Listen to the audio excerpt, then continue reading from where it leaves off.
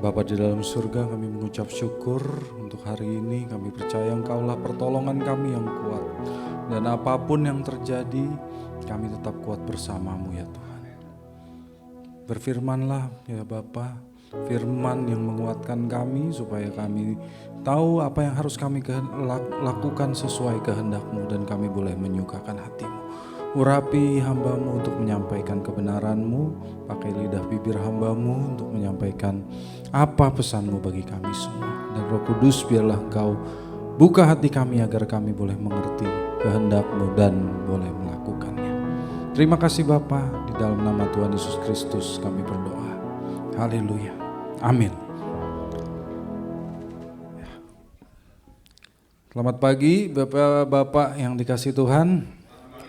Senang sekali kembali berada di Tomang Chapter. Ya, sudah beberapa kali saya diberikan kesempatan. Terima kasih Dr. Heri dan teman-teman sekalian. Kita sekarang sudah di bulan kedua dari tahun 2026. Ya, dan tahun ini kelihatannya dibuka dengan beberapa hal yang cukup aneh juga begitu ya. Dan masa sekarang ini sering kita lihat semakin tidak sesuai dengan nilai kebenaran Alkitab, tidak sesuai dengan integritas kesetiaan kepada Tuhan. Di awal 2026 ketegangan global meningkat, tekanan ekonomi terasa sampai lintas negara, kebijakan dan keputusan dari negara-negara besar juga mengguncang pasar ya. Harga emas tiba-tiba turun gitu ya. Jangankan kripto gitu ya, emas saja terguncang. Nilai tukar terguncang, lapangan kerja juga kena, dan akibatnya rasa aman banyak orang jadi terganggu, saudara. Dan sebagai orang percaya pun kita tidak kebal terhadap semua kondisi seperti itu. Mungkin kita saat ini dalam keadaan yang baik, dalam keadaan yang stabil. Tapi kalau kita melihat keadaan dunia saat ini saudara, dengan adanya juga perkembangan teknologi yang demikian pesatnya, ya, AI yang melaju sangat cepat sedang mengubah cara kita bekerja, cara kita mengambil keputusan, bahkan cara kita memandang hidup. Ya. Sekarang AI bisa melakukan banyak hal, ya, bisa nulis presentasi, bisa nulis khotbah, gitu ya. Terus sekalian aja AI yang suruh khotbah, begitu kan boleh juga, gitu ya. Tinggal suruh ngomong aja dia, ya bisa aja kalau mau, saudara, bisa. Bikin lagu, bisa, ya, semua juga bisa, saudara. Bahkan ada yang berkata gitu ya kalau bisa sekalian AI saja yang mengambil keputusan untuk hidup saya gitu kan. Udah AI aja semua. Nah, di tengah dunia yang gak stabil dan menuntut kita untuk cepat menyesuaikan diri, membaca arah angin, tidak ketinggalan arus, banyak orang justru jadi bingung, saudara. Siapa sebetulnya yang sedang memimpin hidup kita ini? Kemana hidup kita ini sedang diarahkan? Nah, di saat dunia seperti inilah muncul perasaan yang jujur, pertanyaan yang mendalam. Bagaimana kita hidup di tengah dunia ketika dunia di sekitar kita itu tidak lagi sejalan dengan nilai iman Kristen yang kita pegang? Nah, saya akan membaca dari Yohanes 17, saudara. Di sini Yohanes 17 memberikan kita sebuah momen yang menjadi pedoman tentang hal tersebut. Bukan strategi politik, bukan ekonomi dunia, tapi ini tentang doanya Tuhan Yesus. Doanya Tuhan Yesus yang ada di Yohanes 17 ini tidak diucapkan dalam hatinya Yesus, enggak gitu loh. Dia berdoa dengan suara yang bisa didengar oleh murid-muridnya. Nah, para murid itu ada di sana. Kalau saudara tahu, itu di perjamuan malam terakhir. Jadi para murid mendengarkan apa kata Yesus. Mereka mendengarkan setiap kata dan sekalipun mereka belum mengerti apa yang akan terjadi, tapi mereka tahu kondisinya tegang, tekanan itu sedang memuncak. Dalam beberapa saat ke depan, guru yang mereka ikuti itu akan ditangkap, diadili, disiksa, dan disalibkan. Nah, dengan kata lain saudara, yang akan kita baca ini bukan hanya percakapan Tuhan Yesus dengan Bapa, tapi juga pengajaran bagi murid-muridnya. Ya, jadi jangan sampai nanti bapak-bapak baca katanya Yesus berdoa, tapi kok bisa ditulis gitu ya? Enggak, Yesus berdoanya terdengar oleh murid-muridnya. Jadi karena ini pengajaran untuk membentuk cara berpikir para murid sekaligus juga cara berpikir kita. Ya, saudara mau dibentuk oleh cara berpikirnya Tuhan Yesus, amin? Nah, cara berpikir Tuhan Yesus bagaimana? Saat dunia menolak dia, saat sistem melawan dia, saat semuanya gak ada yang sejalan dengan dia. Dia berdoa, tapi doanya bukan Tuhan angkat tekanan ini, Tuhan angkat masalah ini, enggak begitu saudara. Dia tidak berdoa agar terjadi perubahan sehingga orang-orang yang memusuhi dia itu jadi menerima dia. Enggak begitu loh. Dia berdoa agar Tuhan dimuliakan. Agar Tuhan dimuliakan. Fokus Tuhan Yesus bukan pada keselamatan dirinya sendiri yang saat itu dia tahu sedang dalam bahaya, melainkan pada kemuliaan Bapa.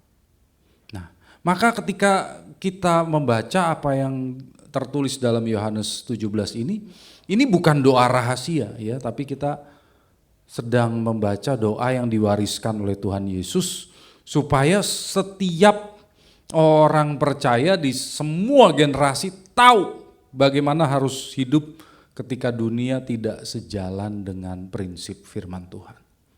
Oke, ya mari kita baca apa yang tertulis di Yohanes 17 ayat 1 sampai 5. Kalau ayatnya agak pendek saya tulis di satu slide gitu ya. Oke, saya baca dulu, nanti bapak-bapak baca ayat 34 ya. Yohanes 17 ayat 1 dari terjemahan baru edisi kedua. Lalu ia menengadah ke langit dan berkata, Bapa, telah tiba saatnya, muliakanlah anakmu supaya anakmu memuliakan engkau. Engkau telah memberikan kepadanya kuasa atas segala yang hidup, supaya ia memberikan hidup yang kekal kepada semua yang telah engkau berikan kepadanya. Ya, silakan bapak-bapak untuk membaca.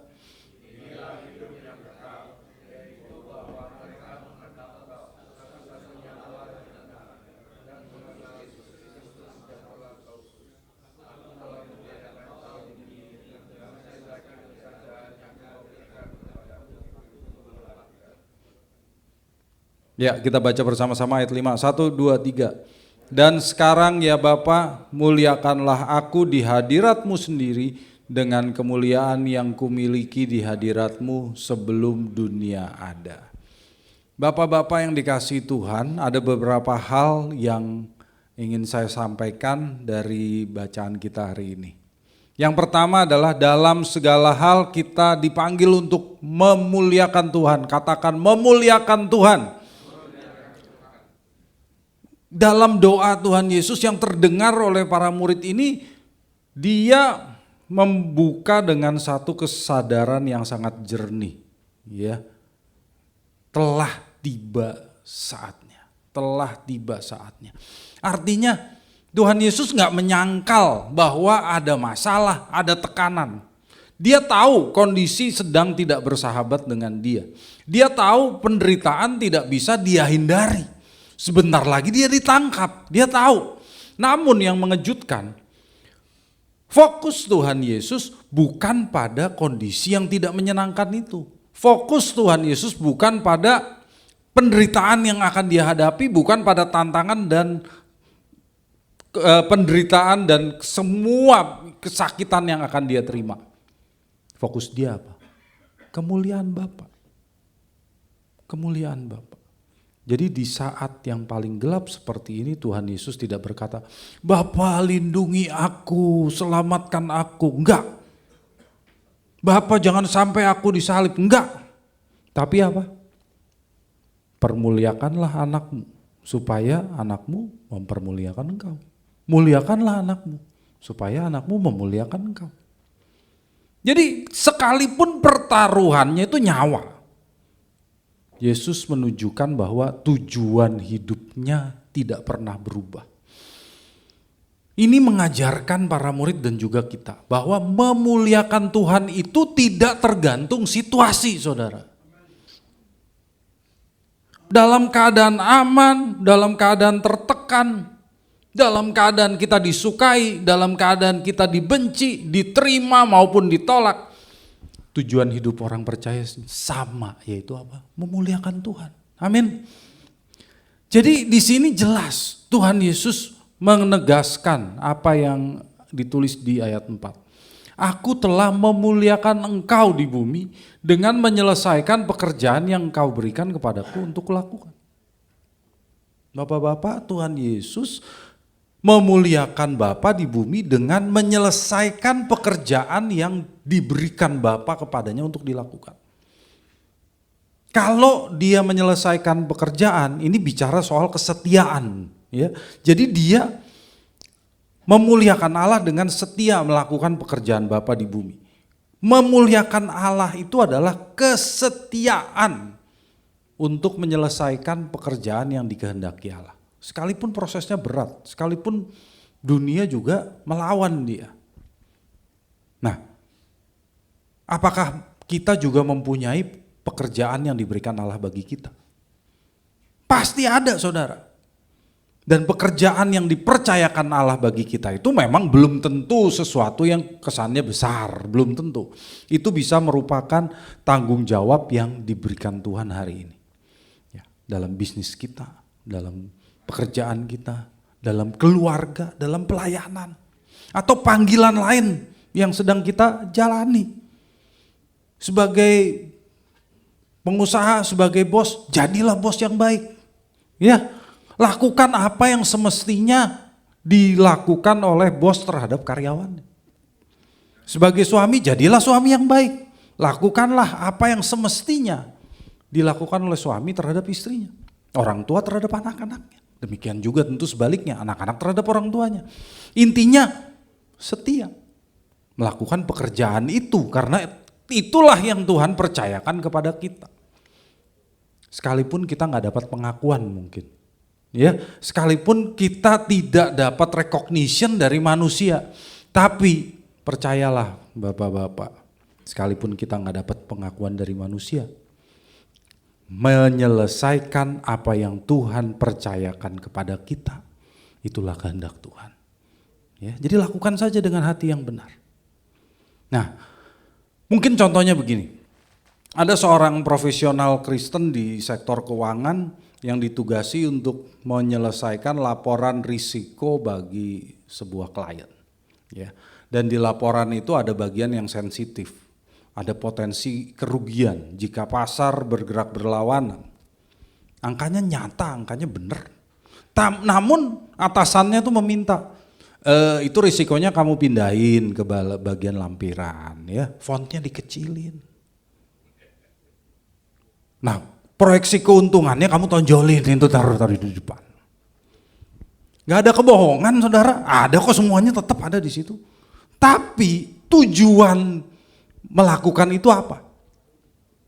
Agar orang yang baca gak melihat risikonya dengan utuh. Meskipun ada di situ, gak dihilangkan. Cuma taruh di belakang. Komentar atasannya tenang, profesional. Ini gak salah, ini cuma cara komunikasi katanya, ya. Nggak salah, kita nggak hapus. Semua orang juga melakukan itu. Perhatikan, semua orang. Biasa dunia selalu berkata begitu. Semua orang juga melakukan itu. Dengan kata lain, kompromi dikit nggak apa-apa lah, gitu ya. Di sini loh. Dunia tidak sejalan dengan kebenaran Allah. Memuliakan Tuhan dalam situasi seperti ini berkata, risiko ini harusnya ditulis di bagian utama. Supaya keputusan bisa diambil dengan jujur dong. Bukankah itu tujuan utama dari risk report gitu? Ya, jadi kalau seperti ini nanti mungkin orang menganggap kita nggak fleksibel. Namun di sana loh iman itu dijalani. Memuliakan Tuhan itu bukan hanya dengan kata-kata ya, dengan pujian kita, bukan, tapi dengan kejujuran, integritas yang tetap terjaga. Meskipun tekanannya datang dari sistem itu sendiri, saudara. Jadi memuliakan Tuhan bukan soal apakah dunia setuju dengan kita, tapi apakah hidup kita tetap setia ketika ketaatan menuntut harga. Amin. Itu pelajaran yang pertama. Yang kedua, kita hidup di bawah otoritas Kristus. Jadi siapa yang berkuasa atas kita? Kristus. Ayat 2 berkata, engkau telah memberikan kepadanya Kristus kuasa atas segala yang hidup. Demikian pula ia akan memberikan hidup yang kekal kepada semua yang telah engkau berikan kepadanya. Bapak-bapak yang dikasihi Tuhan, setelah Tuhan Yesus menegaskan bahwa tujuan hidupnya itu untuk memuliakan Bapa, lalu dia memberikan sebuah pernyataan yang sangat kontras atau tampaknya nggak sejalan dengan situasi di sekitarnya. Karena dalam beberapa jam sesudah itu dia akan ditangkap, diadili, disiksa, disalibkan, dikubur. Buat manusia, orang yang diadili, ditangkap, diadili, dihukum, itu kehilangan kuasa loh saudara. Bener nggak? Kuasanya di mana? Tapi Yesus berkata dengan tegas bahwa Bapa sudah memberikan kepadaku kuasa atas segala yang hidup. Nanti para murid ngelihat kuasanya di mana, ditangkap kok. Ini dunia selalu nggak sejalan, saudara. Apalagi Yesus mengklaim atas segala yang hidup, atas semua manusia. Loh, itu sama yang nangkep aja dia nggak punya kuasa kok. Iya kan? Ini penting, saudara. Ini penting. Maksudnya apa? Otoritas Kristus itu tidak ditentukan oleh dunia dan responsnya. Otoritas Kristus tidak ditentukan oleh penolakan manusia, saudara. Ya, para murid sebentar lagi melihat guru mereka itu diperlakukan sebagai orang yang kalah. Namun Tuhan Yesus sedang menanamkan kebenaran kepada mereka dan kebenaran ini mendalam. Bahwa yang mereka lihat itu bukan ukuran yang terakhir. Itu bukan ukuran yang terakhir. Setelah itu kita tahu Tuhan Yesus bangkit, naik ke surga dan meneguhkan posisinya sebagai raja di atas segala raja, Tuhan di atas segala Tuhan. Tuhan Yesus ingin memberitahu kepada para murid bahwa saat dia disalibkan, orang-orang berdosa yang menyalibkan dia itu nggak bisa membatalkan rencana Allah, saudara. Mereka justru menggenapi rencana Allah secara tidak sadar. Jadi sekalipun mereka nggak tahu, mereka menggenapi rencana Allah. Karena dengan penyaliban Tuhan Yesus, Allah menyerahkan anaknya yang tunggal jadi kurban untuk memberikan hidup yang kekal bagi manusia. Jadi kalau demikian, dia punya otoritas atas kita. Karena dia yang menyelamatkan kita. Dia memerintah bagi kita. Tapi jangan jadikan ini cuma teori. Ya, ini harus kita praktekkan. Biasanya orang berpikir otoritas itu tergantung posisi, jabatan, pengaruh seseorang. Namun bagi kita, orang percaya, otoritas tertinggi bukan tergantung struktur organisasi, ya, melainkan pada Kristus yang memegang hidup dan masa depan kita. Amin. Nah, kalau kita mengaku otoritas Kristus dalam diri kita, ya, biasa kita pasti mengaku sebagai orang percaya. Apa yang harus kita lakukan? Yang pertama, melakukan perintahnya. Ayo katakan bersama-sama, melakukan perintahnya.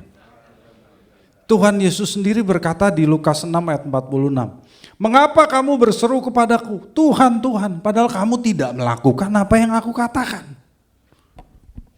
Katanya Tuhan, Tuhan. Aku bilang apa, kamu gak kerjain kok. Itu kata Yesus. Mengakui otoritas Kristus berarti apa saudara? Memilih taat kepada firman-Nya.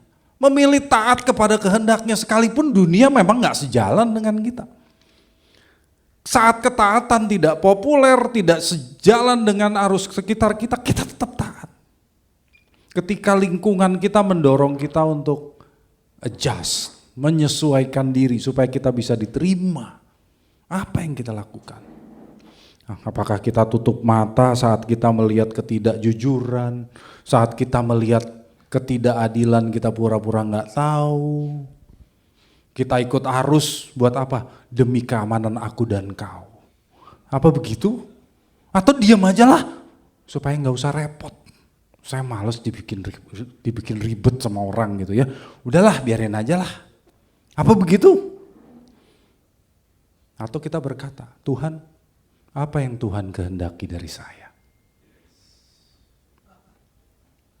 Ya kan? Kita melihat sesuatu yang gak beres, kita diam aja karena kita gak mau direpotkan, atau kita tanya, Tuhan, apa yang kau kehendaki? Mungkin aku yang mau kau pakai untuk beresin masalah ini. Tanya Tuhan. Jadi pilih apa yang Tuhan kehendaki.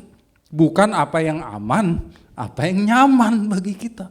Kalau iman kita selalu aman, selalu disukai orang, lebih mungkin kita itu sebetulnya mengikuti apa yang cepat viral di algoritma media sosial, saudara. Ya, bukan mengikuti kehendak Tuhan. Loh, kondisinya semua orang suka sama kita gitu. Ya, biasanya nggak terjadi kalau di dunia nyata itu. Nah, yang kedua, menjadikan Kristus sebagai standar hidup kita. Menjadikan Kristus sebagai standar hidup kita. Paulus berkata di Filipi 1 ayat 21. Ini ayat yang terkenal, saudara. Yuk kita baca bersama-sama. 1, 2, 3. Sesungguhnya bagiku hidup adalah Kristus dan mati adalah keuntungan. Nah, bapak-bapak yang dikasih Tuhan, apalagi kalau yang sudah pegang boarding pass, sudah sudah mau naik pesawat. Kalau saya belum gitu ya.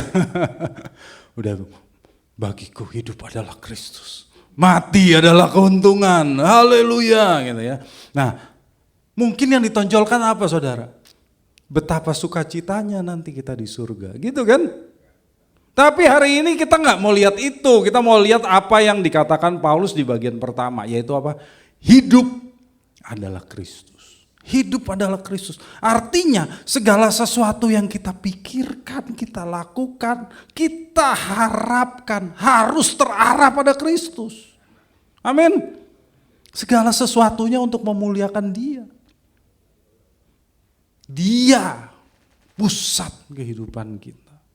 Ini loh pernyataan standar hidup. Kristus adalah tolok ukur bagaimana kita hidup, mengambil keputusan dan merespons terhadap dunia. Semuanya Kristus. Hidup adalah Kristus. Jadi bagaimana kita menilai kesuksesan? Bukan hanya dengan kekayaan, ketenaran, kemapanan hidup, bukan. Melainkan kesuksesan buat kita itu bagaimana kita setia dan berhasil melakukan kehendak Kristus. Amin. Bagaimana kita mempersiapkan masa depan buat anak-anak, buat cucu, bukan hanya dengan tabungan, koneksi, tapi mengenakan karakter Kristus. Bagaimana kita memperlakukan orang lain? Bukan dengan membeda-bedakan berdasarkan posisi, jabatan, melainkan apa?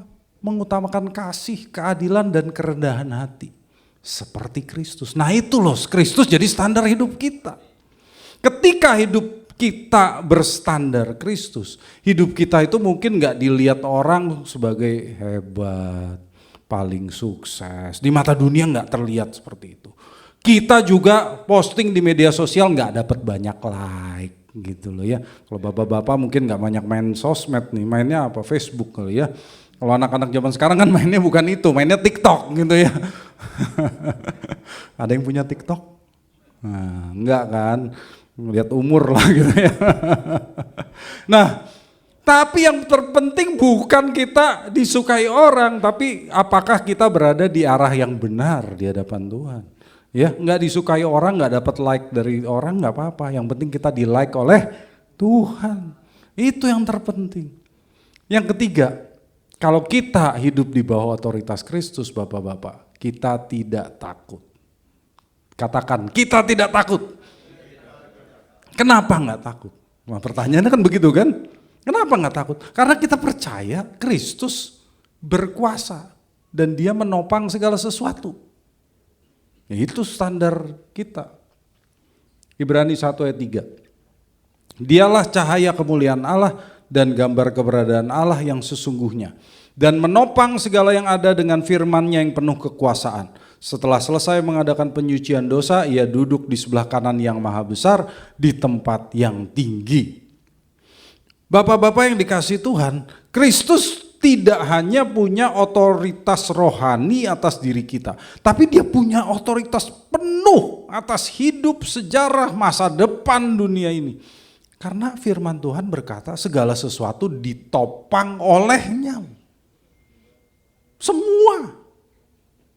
Itulah sebabnya kalau kita tunduk pada otoritas Kristus, kita tidak perlu takut menghadapi apa yang terjadi. Ya, jadi biasa orang Kristen bilang tidak takut, jangan takut. Kenapa? Karena Kristus menopang kita. Ya, Kristus menopang kita. Kalau kita takut, biasanya ketakutan ini muncul karena kita merasa hidup ini di luar kendali kita kan. Ya, tapi kalau kita percaya hidup kita ini tidak pernah lepas dari kendali Kristus. Semua ada dalam kendalinya. Apa yang perlu ditakutkan? Situasi bisa berubah, dunia nggak stabil, arah zaman menjauh dari iman. Tapi Kristus tetap memerintah dan Dia tetap pegang kendali. Amin. Jadi kita lihat Bapak Ibu, kalau saya sering lihat kalau di pesawat terbang gitu ya, pas ada turbulence, siapa yang nggak pernah kena turbulence? Semua pernah kan? Kalau naik pesawat tuh biasa gitu ya. Nah, kalau pada saat turbulence orang-orang tuh ketakutan, langsung dia mencengkram apa? Pegangan kursi. Benar nggak? Langsung dipegangin gitu ya. Seolah-olah kalau lantai pesawat ini runtuh, mereka masih aman. Kenapa? Bergantungan di pegangan kursi gitu. Emangnya efek? Enggak. Tapi kenapa orang melakukan itu? Kalau pesawat jatuh, mau cengkram pegangan kunci kursi begini tetap jatuh saudara. Apa gunanya? Pesawat terbang dengan aman itu juga bukan karena kita pegangan, bener nggak? Karena ada yang pegang kendali, pilotnya gitu loh. Jadi nggak efek kita pegang ini. Tapi kita sebagai orang percaya juga begitu. Ketika turbulence datang dalam hidup kita, kita sering lebih percaya pada pegangan kursi kita. Bukan kepada pilotnya, Sang Kristus yang sedang memegang kendali hidup kita. Apa itu pegangan kursi kita dalam hidup? Pegangan kursi pesawat. Saldo rekening, saham, approval orang, like di media sosial dan sebagainya. Jadi bapak-bapak yang dikasihi Tuhan, mengakui bahwa Kristus berkuasa menopang hidup kita, berarti kita jangan menggantungkan hidup kita pada pegangan kursi. Ya, pegangan kursi tadi saldo, saham. Bukannya kita nggak perlu, bukan. Tapi kita juga perlu, seperti di pesawat terbang juga ada pegangan kursinya gitu ya. Tapi jangan menggantungkan hidup kita pada pegangan kursi gitu kan. Jangan takut kalau ada masalah pada pegangan kursi tersebut. Karena kita tunduk pada otoritas Kristus. Kita nggak perlu takut akan apapun karena kita tahu pilotnya siapa. Tuhan Yesus Kristus. Amin. Dia yang pegang kendali atas hidup kita. Ya, itu yang kita kalau punya otoritas Kristus kita nggak akan takut. Dan yang pelajaran berikutnya adalah, ya saya ada 15 poinnya, jadi mungkin kita pulang jam 12 siang aja ntar ya. Mengenal hidup kekal sebagai relasi dan bukan sekadar tujuan. Hidup kekal itu relasi Bapak Ibu. Nah mungkin kita biasa kurang memahami ini. Kita berpikir hidup kekal itu nanti waktu saya sudah meninggal, saya masuk surga itu hidup kekal. Nah Tuhan Yesus berkata berbeda loh, kita lihat. Inilah hidup kekal, yaitu bahwa mereka mengenal Engkau satu-satunya Allah yang benar dan mengenal Yesus Kristus yang telah Engkau utus. Bapak-bapak yang dikasihi Tuhan, setelah Yesus menegaskan hidupnya itu untuk kemuliaan Allah dan dia berotoritas kepada semua manusia. Nah, dia berkata hidup kekal itu mengenal Allah yang benar dan mengenal dia, Yesus Kristus. Jadi ini bukan definisi teori, ini definisi relasi, saudara.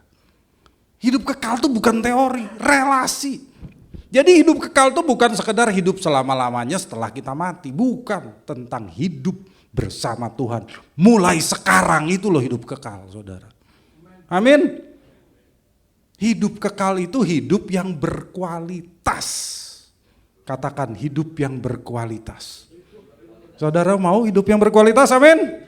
Nah, hidup yang berkualitas itu mengenal Yesus, mengenal Tuhan. Bukan sekedar mengenal informasi tentang dia. Lahir di Bethlehem, lalu dia ngajar, lalu dia disalibkan, mati, dibangkitkan. Bukan.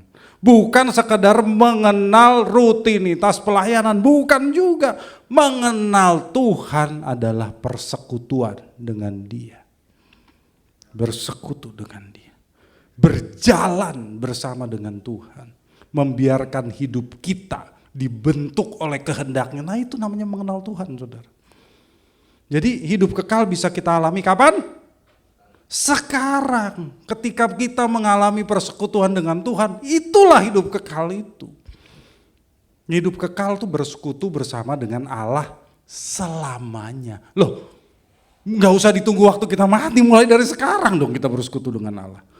Dan kematian kekal itu terpisah dari Allah selamanya juga gitu kan. Ya, amin. Nah maka kita harus belajar bersekutu dengan Tuhan. Jangan berdoa hanya untuk minta-minta sesuatu dari Tuhan. Tapi juga untuk menikmati kehadiran Tuhan. Jangan muji Tuhan hanya sebagai bagian liturgi. Tapi fokus apa? Mengenal Dia. Kita memuji Tuhan karena kita ingin mengenal Dia, mengakui siapa Dia. Jadi kalau kita menyanyi Tuhan Engkau luar biasa, benar kita akui Dia luar biasa, bukan cuma sekadar baca lirik gitu ya. Baca firman jangan sebagai renungan saja, tapi jadikan itu suara yang membentuk hidup kita. Jangan sebagai pengetahuan, saya jadi pinter, saya jadi bisa debat, jangan begitu juga gitu ya. Tapi lakukan, karena hidup kekal bukan sekadar hadiah di ujung perjalanan, melainkan hidup bersama Kristus di sepanjang perjalanan. Amin. Yang keempat, saya bilang ada 15, santai aja. Udah ini yang terakhir ya, kalau yang terakhir senang bapak-bapak. Oke, kita hidup dengan perspektif kekekalan. Ya, hidup dengan perspektif kekekalan. Di ayat 5 Tuhan Yesus berkata, dan sekarang ya Bapa, muliakanlah aku di hadiratmu sendiri dengan kemuliaan yang kumiliki di hadiratmu sebelum dunia ada. Nah, dengan kalimat ini Bapak-bapak, Tuhan Yesus memandang melampaui salib, melampaui kematiannya. Karena dia bicara tentang kemuliaan yang telah dia miliki sebelum dunia ada. Dan akan diperolehnya kembali untuk kekekalan, saudara.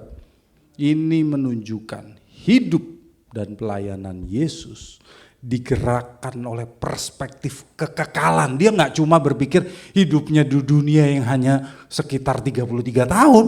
Enggak. Dia tahu itu berpengaruh dalam kekekalan. Itu Tuhan Yesus digerakkan oleh perspektif kekekalan, bukan tekanan zaman. Jadi sekalipun dunia tidak sejalan dengan Kristus, Yesus tetap memandang lebih besar, lebih jauh, kekekalan. Amin. Jadi hari ini kalau kita lihat, aduh banyak stres nih, tekanan hidup ya, datang semuanya. Aduh saya jadi sakit, saya jadi stres. Itu karena kita menilai segala sesuatu hanya dari sudut pandang saat ini. Ketika hasil belum terlihat, gelisah kita. Ketika dunia menuntut kita untuk menyesuaikan diri dengan tekanan zaman, kita capek. Di tengah tuntutan seperti ini, iman yang kita miliki itu jadi berubah jadi mode bertahan, saudara. Kayaknya kita cuma bertahan aja sebagai orang Kristen gitu. Di tengah dunia yang makin lama makin gak sejalan dengan kita. Namun jika seperti Kristus, kita memandang hidup ini dengan perspektif kekekalan, kita berubah. Kita menempatkan tekanan zaman itu kita taruh di bawah otoritas Kristus yang kekal tadi. Jadi hidup kita gak digerakkan oleh urgensi dunia seperti yang biasa menekan kita, melainkan oleh kesetiaan kita kepada Kristus yang memegang masa kini dan juga masa depan kita, saudara. Amin. Hati kita selalu tertambat pada Tuhan dan kerajaannya yang penuh kemuliaan. Kita gak lihat cuma masalah hari ini yang cuma sebentar itu. Akhirnya apa?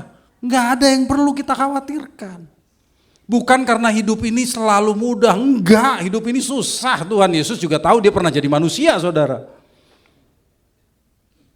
Bukan karena hidup ini mudah, tapi karena kita tahu akhir ceritanya nanti sudah pasti. Roma 8 ayat 17 mengatakan kita itu anak-anak Allah. Kita itu ahli waris bersama Kristus yang juga nanti akan dimuliakan bersama dia. Jadi ini yang membuat kita tenang sekalipun zaman ini menekan kita. Apapun yang terjadi hari ini, kita diterima atau ditolak, kita berhasil atau gagal, itu tidak menentukan hasil akhir hidup kita. Amin.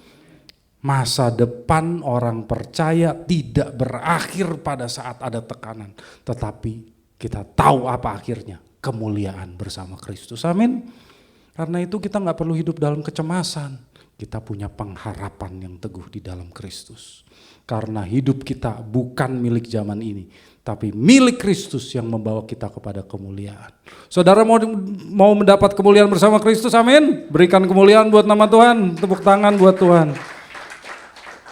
Jadi Bapak Ibu, memuliakan Tuhan saat dunia tidak sejalan itu bukan pilihan yang mudah, tapi itu panggilan hidup kita sebagai orang percaya. Seperti Tuhan Yesus, kita dipanggil untuk hidup dengan arah yang jelas, kita dipanggil untuk relasi dengan Tuhan, dan kita harus setia menyelesaikan pekerjaan yang Tuhan percayakan kepada kita sampai akhir. Jangan ikuti arus zaman, tapi kita berjalan di bawah otoritas Kristus dan dengan perspektif kekekalan.